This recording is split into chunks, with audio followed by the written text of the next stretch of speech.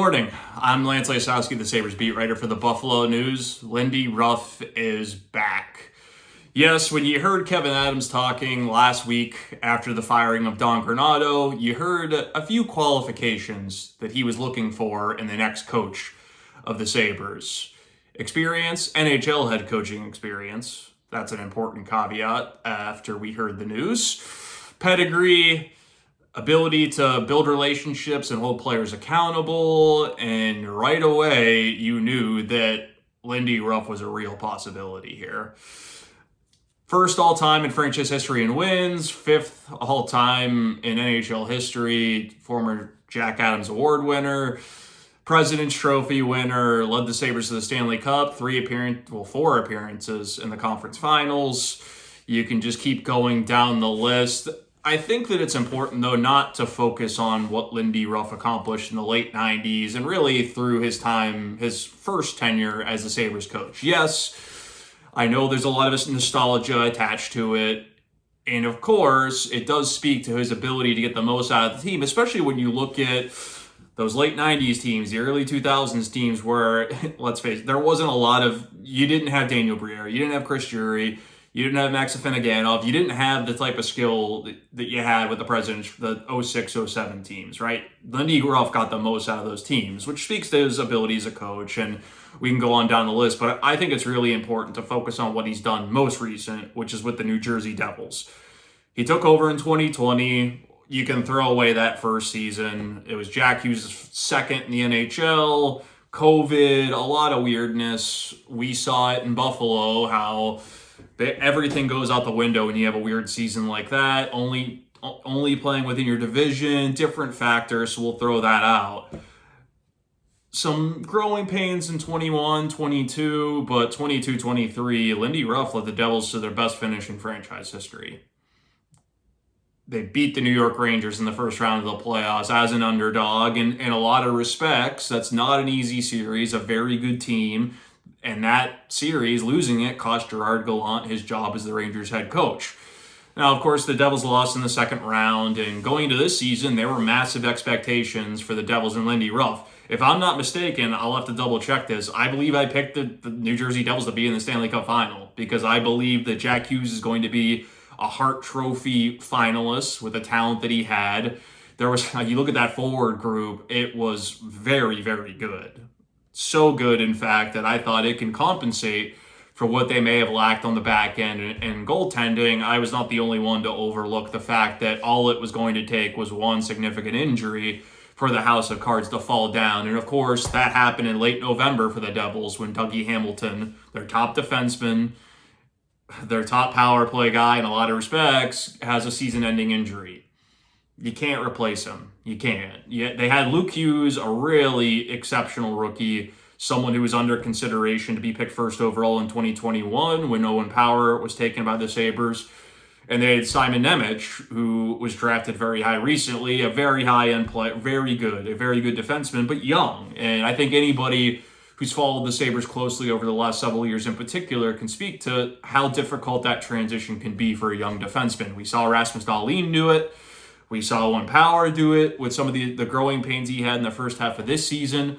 So not an ideal situation. Jonas Siegenthaler, one of their other top defensemen, down with an injury. So if you look at the top six on defense for New Jersey from last season to this season, at least half of them were out of the lineup. Because not only do you have Siegenthaler's injury, Dougie Hamilton's injury, but Ryan Graves left in free agency for the Pittsburgh Penguins. They ended up trading Colin Miller at the deadline, which of course is a few days after Lindy Ruff was fired as coach, and Colin Miller's good as a third pair, but anytime you have to play somebody higher in a higher role that maybe they're not equipped for, it's going to have an impact. And despite those challenges, you look at where the Devils were at the time of Lindy Ruff's dismissal last month, 9th in goals per game.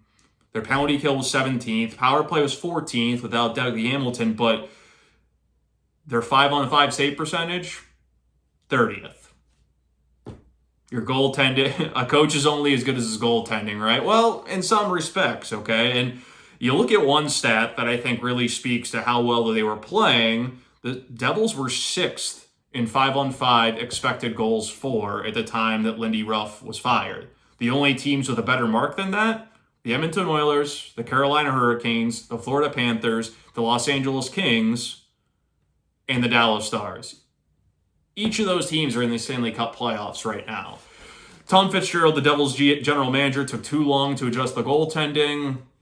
The defense is a different issue. Obviously, hindsight is 2020, but they should have gotten more last offseason. There's a lot of parallels here, or at least some, when you look at what happened to the Devils this year, what happened to the Sabres this year under Don Granato. When Ruff was fired, you heard Tom Fitzgerald players talk about inconsistency. There was talk of accountability. A lot of the buzzwords, a lot of the deficiencies you hear anytime a coach is fired, regardless of the circumstances. Now, you know that Lindy Ruff is going to bring structure with this, which this Sabres team desperately needed after Don Granato was fired. He brings that. In New Jersey, he also worked with several young players, most notably Jack Hughes, who enjoyed and flourished despite the injuries or throughout, and or in spite of injuries, with Ruff as coach. So there are other narratives, Lindy, with that younger players. I don't think that's relevant. I do think that New Jersey was a very good example and really spoke to what Ruff can do with a younger team. Now, there were other veterans on there, but I think it is notable to point that out. And this raises other questions, right? So you've got his ability to work with young players. We know that. Building relationships is going to be very important, a very important piece of this. You've got players, let's say, I'm just going to throw out a name, JJ Peterka, for example. You can't coach JJ Peterka the exact same way that you coach somebody like Jack Quinn. I mean, Seth Apper can speak to this throughout his time as the Amherst coach when he had both of those players in Rochester. But the point is that Ruff, we'll see, right? Like, he obviously was able to press the right buttons and connect the players in the proper way last season. Age, different backgrounds, different players coming in. So that had to have made Kevyn-Adams feel good seeing that, because prior to the stint in New Jersey, or at least prior to last season, you saw struggles with the Devils. You saw one playoff appearance, I believe, in the 4 years with the Dallas Stars, different makeup of that roster, 3 seasons as an assistant with the New York Rangers. So it had been a while, in my opinion, since we had seen Lindy Ruff truly as a head coach with an NHL as it is now. So what he did in New Jersey shows that he can have success. Now, there are going to be some challenges here. Of course, he's going to have better personnel than he ever had in New Jersey, in my opinion. There's some, of course, you don't have a shutdown center like Nico Hischier. Jack Hughes is phenomenal, but look at what he's going to have with the Sabres. In New Jersey, he never had a defense core like Rasmus Dahlin, Owen Power, Matthias Samuelsson, Bowen Byram, and that's just the top 4. He's going to have Connor Clifton, in my opinion, a solid third pair, plays his role, kills penalty guy, and we'll see if the mix changes. Is Henry Jokiharju going to be back? What's Jacob Bryson going to do, with this head coach? Because now the advantage that Kevyn-Adams has getting Lindy Ruff in as the coach at this stage of the offseason very early, you can have more time for collaboration. You can start to talk about what sort of moves you're looking to do in the offseason. How do you want to build out your bottom 6 and the rest of your D pairs? Because we know that Kevyn-Adams' focus this summer, is going to be to round out the margins of this roster.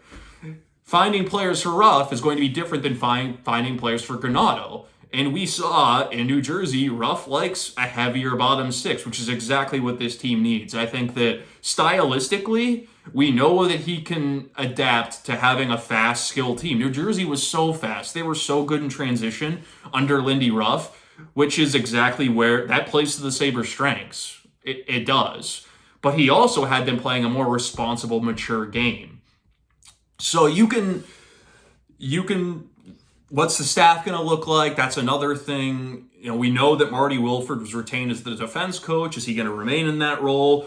Mike Bales, the goaltending coach, is going to stay. There's no doubt in my mind. Lindy Ruff when was the last time he had a goaltending tandem like this one that he's going to have in Buffalo next season? Ukko-Pekka Luukkonen and Devin Levi. Now, of course, those are younger guys. Luukkonen can have some growing pains still. By no means is he a surefire number 1 Vezina Trophy candidate or anything like that, but he's established himself. There's less of a question mark around he and Devin Levi, in my opinion, than the tandem that Lindy Ruff was given in New Jersey, which is absolutely a benefit. Now, I am curious to see, again, what the rest of this staff is going to look like.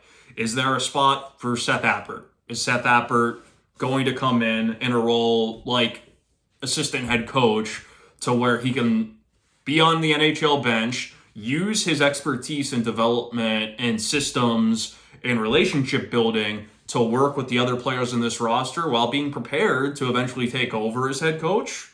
Or does Seth Appert feel that the best spot for his development as a coach is to remain in Rochester with all the prospects that they have, not only now, but there's going to be more coming, whether, next season with, Matt Savoy, we'll see what happens to the rest of the roster, but that's an interesting layer to this.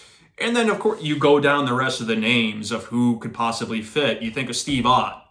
Is he going to be retained in St. Louis? Is that somebody who could be brought in by Lindy Ruff? You look at somebody like Michael Pekka, now on the staff of the New York Rangers. He has an intimate knowledge of all of these young players in this organization. He knows the Sabres already. I know that some people are concerned, is that a lateral move? But it doesn't have to be if you change the title and make him something along the lines of assistant head coach with a pay rate. There's different ways to do it. But yes, you could bring in Michael Pekka under the circumstances. You're going to hear about Jay McKee. The thing about hiring a coach like Lindy Ruff, an added benefit is the connections that he's built throughout his years in the NHL and the people that he can bring in. I think one of the missteps by Don Granato and the Sabres was to never have somebody with NHL experience on that staff. Yes, Marty Wilford had been on NHL staff, Mike Bales had, but nobody else on the staff had been an NHL head coach before, and it's always important to be able to lean on somebody like that. Now, of course, Lindy Ruff doesn't need that piece of it, but to be able to say, okay, well, I want somebody to bring in for the penalty kill or the power play, and I worked with so-and-so, I coached so-and-so, Lindy Ruff is he's very well respected around the league. He's been around long enough and had enough success that people want to come work with him. And as much as I think there's this narrative around the fan base, well, who's going to want to come to Buffalo? If you're a coach looking to join an NHL staff and you're looking for a job right now, there's some uncertainty and you're looking for a potential to have success, look at the roster. We can sit here and point out the negatives, which is easy to do. It's easy to point negatives about anything if you take enough time to do it, but you have Tage Thompson, Alex Tuch, JJ Peterka, Dylan Cousins, Jack Quinn, Zach Benson, and we'll see what the rest of the roster looks like. That's just the forward group. You look at defense, you look at goaltending. This in a lot of ways, I think people around the league see this as just a situation that needs a different approach, a different set of eyes, a different voice, because all the potential is there. A few tweaks here this offseason by Kevyn-Adams, and this roster is set up for success. Look at the playoffs with some of the rosters. You're telling me the Sabres aren't more talented than the Washington Capitals right now, top to bottom? They are. It's just a matter of, we can talk about winning the cup, the expectations, what's the goal. They need to just get into the playoffs. And did I think that Lindy Ruff I'll rephrase this. Was Lindy Ruff the person that I would have hired right away? I wouldn't have. I would have gone in another direction. And to be honest with you, some of the factors are outside of Ruff's control. I don't know if it benefits a franchise that's trying to rid itself of the narrative around the drought. Just reattached itself to one of the people who's closely affiliated to it because it began under Lindy Ruff's watch. Now, you could also counter that, hey, what if they kept Lindy? How different could this have been, rather than hiring Ron Rolston and making a lot of bad decisions along the way? Again, it depends who you're looking at. I thought that it would benefit from somebody outside who hadn't been, but maybe Lindy is uniquely equipped to deal with this situation. I know that, Don Granato said throughout his final weeks and months as coach, every market has its challenges. Well, this one's very different when you have the drought involved. And Lindy Ruff will speak to the media on Tuesday at 1 p.m. We'll hear his thoughts. We'll hear Kevyn-Adams' thoughts. And we'll have a very clear picture of how this came to be, the conversations, how Lindy sees this progressing in the coming months, and how he plans to prepare for this season. So, never a dull moment covering the Sabres. Thank you for everything. I'm Lance Lysowski from the Buffalo News. Take care.